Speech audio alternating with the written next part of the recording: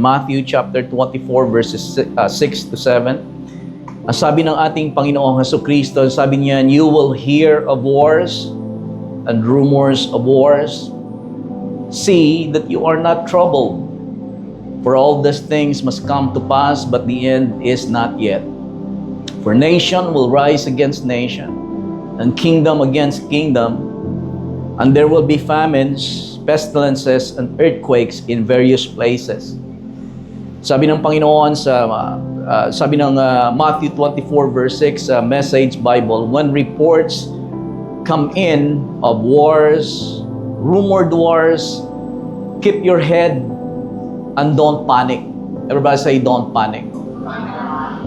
Sa Matthew chapter 16 verse 33, sinabi ng Panginoon, "These things I have spoken to you, that in me you may have peace. In the world you will have tribulation. But be of good cheer. I have overcome the world." Sa umagang ito, nais ko lang mag-exhort sa atin ng tatlong bagay, tatlong C. Ika nga. For us to stand strong and steady in a shaking world. So alam nyo, ang mundo nasi-shake sa ngayon. Nasi-shake yung kapayapaan nila, nasi-shake yung security ng mundo, nasi-shake yung maraming bagay sa mundo. So makikita mo ngayon ang mga tao kung sa kanino nakasalalay at nakatayo yung kanilang pundasyon ng buhay. Subalit tayo, ang mga tao na kahit na ang mundo ay nasi-shake, tayo yung mga tao na dapat stable, relax, hindi nagpapanik. Ang mga tao ngayon nagpa-panic buying, lalong-lalo na sa petrolyo. Right? So panic buying na sa petrolyo ngayon, may mga nakapila, ganyan-ganyan. Subalit ang paalala sa atin ng Panginoon, huwag kayong magpanik. Amen. Ang lahat ng ito ay pinauna na ng ating Panginoong Jesucristo. At itong mga bagay na ito ay hindi senyales na ang Diyos ay wala na sa trono. Ito ay senyales na umuusad yung history ayon sa plano ng Diyos. So makikita natin ang mga bagay na ito, sinabi ng Panginoon, pauna na, sinabi ng Panginoong Jesus sa John chapter 16 verse 33, "These things I have spoken to you." So sinabi ko na ito sa inyo. Sabi niya, "That in me you may have peace." Ang kabilagtaran niyan, sa mundo, in the world you will have tribulation.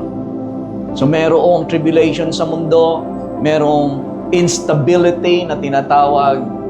Ang tao ay insecure, wala na yung security, na-challenge sa peace. Sabi niya, "But be of good cheer. I have overcome the world." Amen. And I have conquered it. I have conquered its power to harm you. Hindi kayo maano sa mundong ito. So, nais ko mag-exhort ng tatlong bagay again to stand strong in order for us to stand strong and steady in a shaking world. Tatlong C ito. Number one, yung tinatawag na covenant. So remember God's covenant. Para tayo ay manatili na matatag sa kapanahonang ito, sapagkat ang nais ng Diyos sa bawat isa sa atin, alam niyo ba na ayaw ng Diyos na kayo ay nagpapanik? Yes. Tayo. Amen? Ayaw ng Diyos na tayo ay magabag. Ayaw ng Diyos na tayo ay natatakot.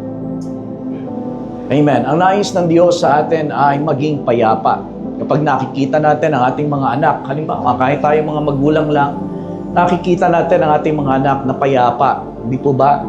Payapa, relax, cool. Ay panatag tayo. Pero ang ating mga anak, kapag nakikita natin bagabag halimbawa, hindi alam kung anong gagawin, takot na takot. Ayaw natin ng ganon. Ang lahat ay gusto nating ibigay sa kanila para mabigyan sila na maging panatag, maging payapa. Yan yung puso ng Panginoon para sa bawat isa sa atin. But we have to remember these three things. Number one, yung covenant natin. Na dapat na maunawaan natin at maalala natin upang tayo ay manatili na ano man ang nangyayari sa kapaligiran natin, tayo ay nananatili na matatag. Isaiah chapter 54 verse number 10. "For the mountains shall depart and the hills be removed, but my kindness shall not depart from you. nor shall my covenant of peace be removed. Praise the Lord. Mountains, alam niyo ang sinisimbolo ng mountains? Mountains symbolizes permanence and stability. Kaya ang bundok, ang symbol niyan siya, permanente. At saka stable siya. Hindi niyo magagalaw, mapapalipat yung bundok. Walang makakagawa nun. Amen. Pero ang sabi ng Panginoon, upang mag-drive ng point, ang sabi niya, for the mountain shall depart, the hills be removed, but my kindness shall not depart from you, nor shall my covenant of peace be removed. Amen. Kung tayo ay naglagak ng ating pananampalataya sa ating Panginoong Hesus, ito yung dapat nating tayuan. Ano man ang mangyari sa mundo, magkalipat-lipat man, kung ano man ang mangyari, magkauga-uga man. Amen? Ang kung ano mga bagay sa mundo. Subalit meron tayong covenant sa Panginoon na hindi mawawala. Amen. Sa Psalms chapter 89 verse 34, may mababasa tayong ganito. Sabi ng Panginoon, my covenant I will not break. So yung covenant ko, yung tipan ko, praise the Lord. Sa ngayon, tayo ay na kay Kristo, hindi na lamang tayo basta Pilipino. Amen. Nag-iba ang ating posisyon. Nung tayo ay tumanggap sa Panginoon, as tinanggap natin siya sa ating buhay, nagbago ang ating posisyon sa buhay. Dati wala tayong Diyos, ngayon may Diyos na tayo. Dati ang Diyos ay walang covenant sa atin, ngayon na may covenant na tayo. Amen. Yan yung kalagayan mo sa ating Panginoong Hesukristo.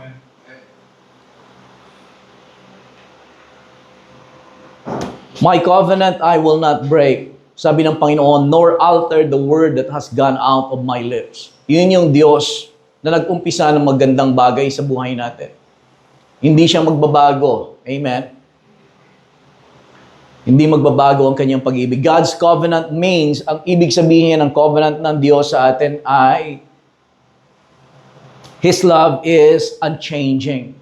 Ang pag-ibig niya sa iyo ay hindi nagbabago, hindi magmamaliw. Think about that. Kung yun lang mag-grasp natin ito, itong bagay na ito, mahihirapan na ang diablo na napahirapan ka sa buhay eh. Hindi ka na mahihirapan kung alam mo ang Diyos ay hindi nagbabago yung pag-ibig niya sa'yo.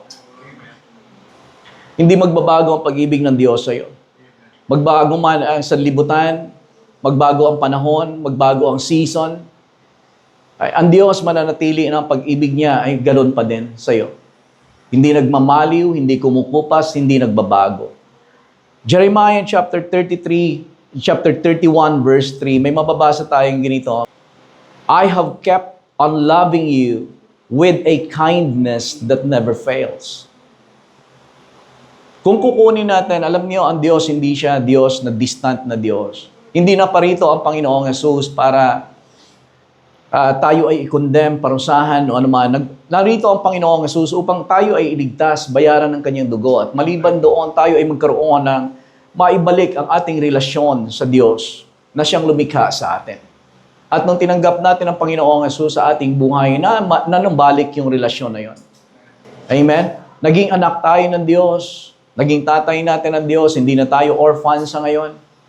Amen? Meron tayong ama. Meron din tayong shepherd. Ang Diyos ang nagpapastol sa atin. Siya ang nagpapakain sa atin. Amen? Meron din tayong Diyos na nangako sa atin na sinabi niya, ang covenant ko, hindi ko babaguhin.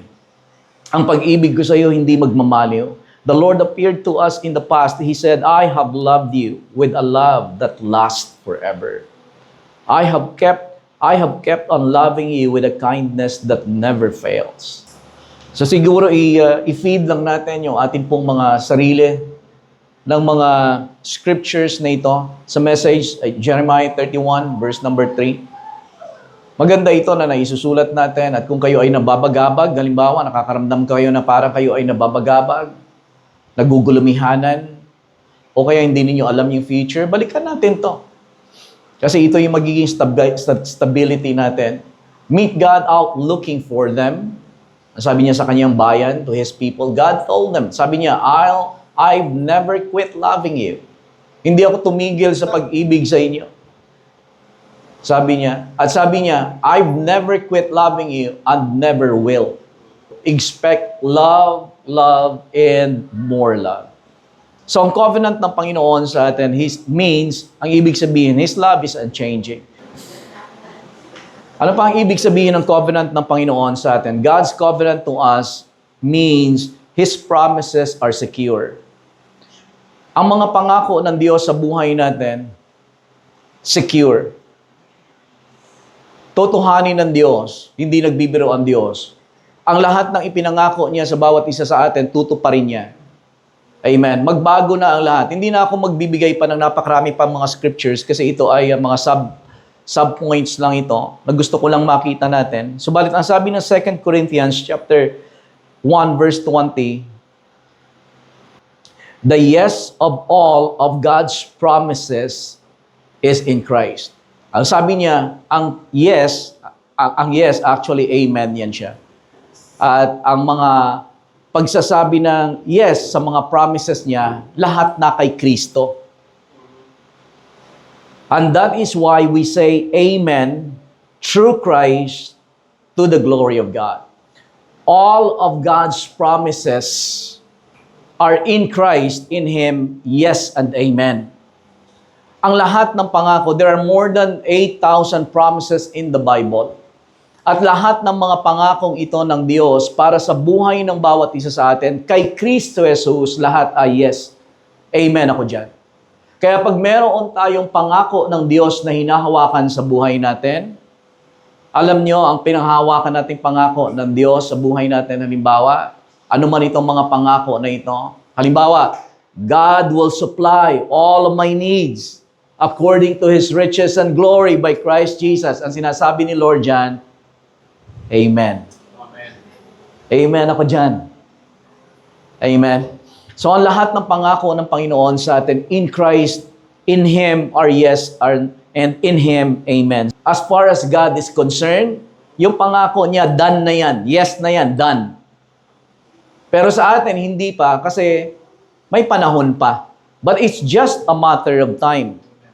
Sa Diyos, hindi siya bound of time. Tayo, bound lang tayo ng time. Amen. Pero sa pangako ng Diyos, kapag tinatayuan natin ang pangako ng Panginoon, it's just a matter of time. Amen. Mararanasan mo yan. Amen po ba? Ano pa ang ibig sabihin ng God's covenant sa atin? God's covenant, number 1, means His love is unchanging. Number 2, His promises are sure. And number 3, His faithfulness never fails. Ang katapatan ng Panginoon sa buhay natin ay hindi yan siya mag-fail. Lamentations chapter 3 verse number 20 to hanggang 23.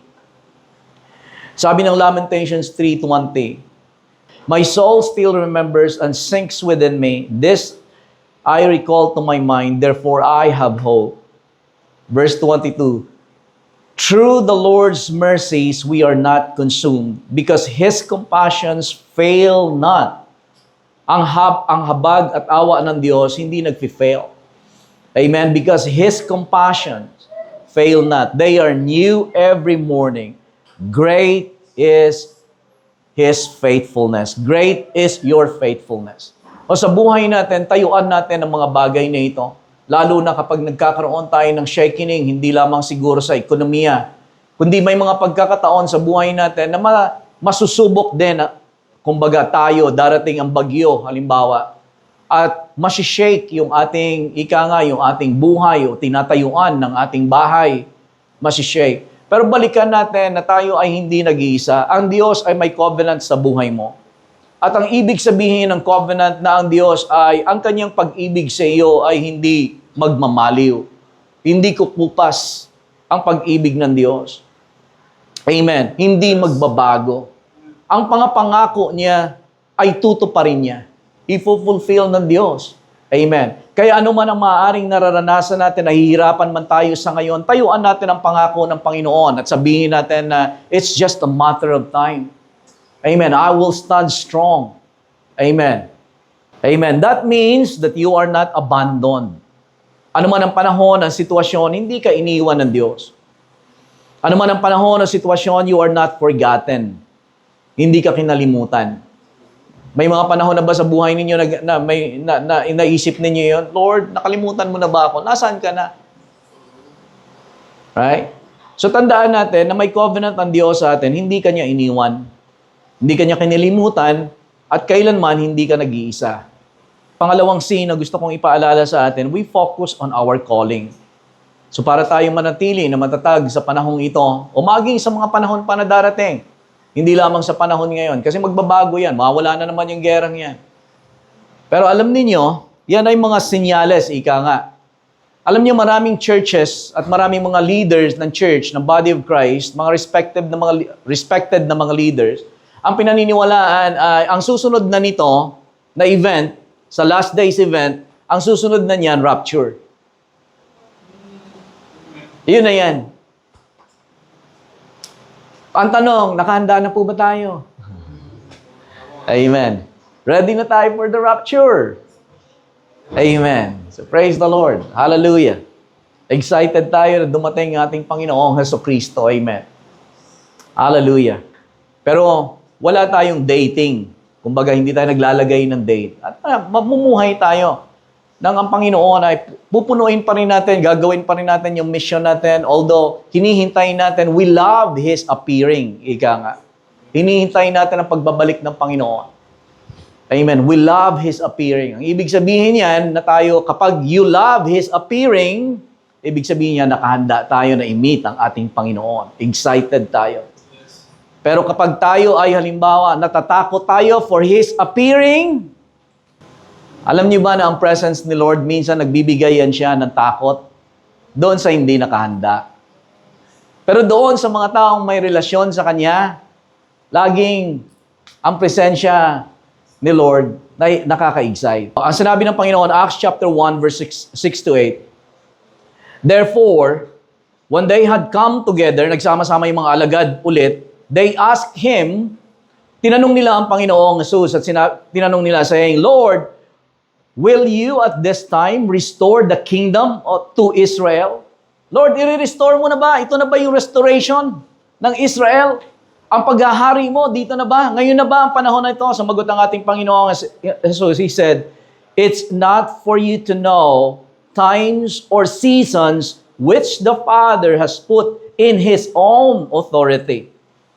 So anong ibig sabihin yan? Ipa-paraphrase ko, huwag yan ang pagtuunan ninyo ng pansin. Amen. Ang pagtuunan ninyo ng pansin, but you will receive power when the Holy Spirit has come on you, and you will be my witnesses. Amen. Ang pagtuunan natin, yung pagiging witness. Ang ating calling. Amen. Acts chapter 20, verse 20-24.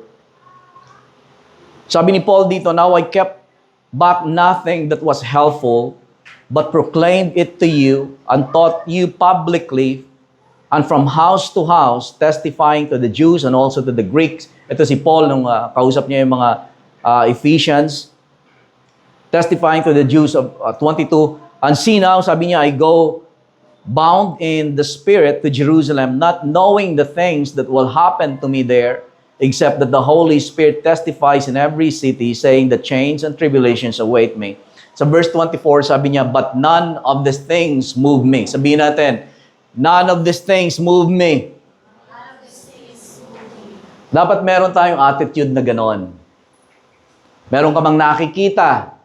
Meron mang mga balita. Amen. But none of these things move me. Nor do I count my life dear to myself. Sabi niya, so that I may finish my race with joy and the ministry which I received from the Lord to testify to the gospel of God's grace. So ang point ko dito mga kapatid, meron bang nararanasan tayo na mga shaking, na instability na nangyayari, mga balita, halimbawa, meron tayong purpose, meron tayong mission. At ang focus natin, yung pagtupad sa mission. Amen. Amen po ba? Kaya ang ating attitude, none of these things move me. Amen. None of these things move me, though I count my life dear to myself, that I may finish my race with joy. When the world becomes unstable, kapag nagiging unstable yung mundo, ekonomiya and everything, many people withdraw. Nagwi-withdraw yung maraming tao. Kailanman, hindi ka uutusan ni Lord na mag-withdraw. Hindi sasabihin ni Lord na abort, abort, abort. Ang focus natin ay nasa mission pa rin. Ang calling natin, papaalala ko sa atin, is to proclaim Christ. To preach Christ. Yan pa rin ang mission natin. Pangaral si Kristo. Equip yung mga believers. At fulfill yung God's purpose. I-fulfill natin ang purpose ng Panginoon. Darkness in the world is not a signal for the church to retreat. It is a signal for us, the church, to shine brighter. Sabi ng Panginoon, arise, shine, for your light has come, and the glory of the Lord is risen upon you. Sabi niya sa verse 2, for behold, the darkness shall cover the earth. Darkness covers the earth. Deep darkness, the people. Magugulumihan na ng tao, malilito, magugulo, madidimlan. Darkness shall cover the earth, the deep darkness the people, but the Lord will rise over you. Kaya sabi niya, arise, shine, for your light has come. Amen. May darkness man na nagko-cover sa sanlibutan, subalit ang utos ng Panginoon sa atin, arise, shine, for your light has come, and the glory of the Lord has risen upon you. Hindi nakabase ang Diyos sa ekonomiya. Amen. Sa atin, merong mga tinatawag na mga pag-decline ng economy. Pero alam nyo, ang pagpapala ng Diyos, hindi malilimitahan sa buhay ninyo. Number 3C, na aking ibabahagi, is Christ victory. John chapter 16, verse 33, sabi ng Panginoon Jesus sa Amplified, I have told you these things. Sinabi ko na sa inyo ito, nung una pa, sabi niya, so that in me, nang sa gayon sa akin, in me, in Christ. Kung sa iyo, halimbawa, sa sarili mong lakas, sa sarili mong resources, sa sarili mong wisdom, maring limitado ka dyan. Amen. Pero kung kilalanin mo na ikaw ay in Christ, I am in Christ. Sabi ng Panginoon, I have told you this thing so that in me you may have perfect peace and confidence. In the world you will have tribulations, trials, and distress and frustrations, but be of good cheer. Tumawa ka, ngumiti. Take courage, be confident, certain, undaunted, for I have overcome the world. I have deprived it of power to harm you and have conquered it for you. Amen. So remember Christ's victory. Ang victory ng ating Panginoong Jesus, sabi niya, be of good cheer. I have overcome the world. Hindi niya sinabing, be of good cheer, you might overcome. If Christ is in you and you are in Christ, magtatagumpay ka. You are more than a conqueror in Christ. Ang katagumpayan ng ating Panginoong Jesus ay totoo. Tunay siya. Ang tagumpay niya sa kaaway, totoo yan. Kaya kung siya ay nagtagumpay at tayo ay nasa Kanya, tagumpay ka, hindi ka matatalo. We are not victims, we are victors. In fact, ang tawag sa atin ng Bible sa Romans chapter 8, verse 37, is we are more than a conqueror. Everybody say, I am more than a conqueror. Naalala ko yung sabi ng pastor, pagpapaliwanag niya dyan, at talagang napakagandang illustration. Kasi minsan, hindi natin masyadong maintindihan kung anong ibig sabihin ng more than a conqueror. Si Jesus, conqueror. Amen? Kinonquer niya si Satan. Pinagtagumpayan, kinonquer niya. Ano naman ang ibig sabihin pag tayo ay more than a conqueror? Higit pa kaysa sa mananagumpay. Ano ibig sabihin nun? Parang illustration ng isang pastor dyan na very, medyo nakakatawa, pero si Pacquiao, conqueror. Laging nagwawagi yun sa ring, di ba? Nanalo. Si Morales. Mga kalaban niya. Conqueror siya. Amen. Si Jinky Pacquiao, yung asawa niya, more than a conqueror yun. Bakit po more than a conqueror? Kasi dala-dala yung cheque ni Pacquiao sa panalo niya. Sabi ni Jinky, akin na. Si Pacquiao nagtagumpay, pero mas matagumpay si Jinky kasi hindi nakipaglaban, kanya napupunta yung premyo. Amen. Ganon din tayo. Si Jesus nakipaglaban sa atin, He conquered death, Satan, death, and the grave. Pero we are more than a conqueror. Hindi tayo nakipaglaban, pero napunta sa atin yung mga benepisyo. Amen. So we are more than a conqueror. Tatandaan natin that through the cross and the resurrection of Jesus Christ, Satan was defeated. Talunan ng kaaway, sin was conquered, death was broken. And because we are in Christ, His victory is our victory. Amen. We're more than a conqueror through Him who loved us. So when the world shakes, kapag nasi-shake yung mundo, katulad na naranasan natin sa ngayon, at sabi nila baka may dumating pa ng mga iba na mas higit pa. Who knows? At kapag alam naman natin na tayo ay kapag may dumating na sa mundo na medyo mararamdaman na ng tao, ika nga yung wrath ng Panginoon, wala na tayo. Kukunin na tayo ng Panginoon kasi we're not appointed to wrath. Amen. When the world shakes, we remember Jesus is Lord. The devil is defeated and we are victorious. Amen. Everybody say this with me. Jesus is Lord. The devil, he is defeated. And I am victorious in Christ. Amen. Ganyan tayo. Ano man ang nangyayari sa paligid natin, we know Jesus is Lord.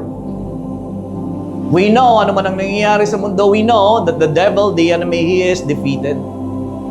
Ano man ang nangyayari sa sanlibutan natin, we know that we are victorious in Christ.